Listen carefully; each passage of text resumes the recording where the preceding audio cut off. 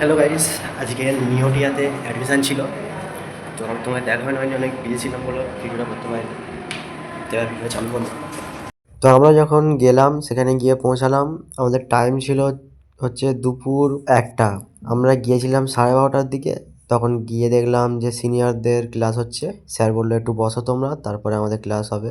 আমাদের প্রথম দিন ছিল, ওই জন্য আজকে আমাদের ফেস টেস্ট কি স্ক্যান ট্যান করলো, ওই ফটো টটো তুললো আই কার্ডের জন্য হয়তো। ওই প্রথমে গেল আমাদের আউস, এখন গিয়েছে রোহিত। তো এর চুলের জন্য পরে গাইস স্যার কাছে বকুনিও খেয়েছে। স্যার বলেছে চুল দাড়ি সব কেটে সেভ করে আসতে হবে। আমার তো নেই। আমার পিছনে গাইস দুজন বসে আছে। প্রথম হলো তারিফ এবং তারপরে ওর নাম হলো আউস, যাকে বললাম একটু আগে। আমরা গিয়ে পৌঁছেছি ওখানে 10 মিনিট কি 12 মিনিট হবে। মানে তখনই আমরা দেখতে পেলাম যে 8 মিনিট আগে একটা ছেলে পোস্ট করে দিয়েছে যে আমরা এখানে চলে এসেছি। আবার লিখেছে স্টার্ট মাই লাইফ এনজয়।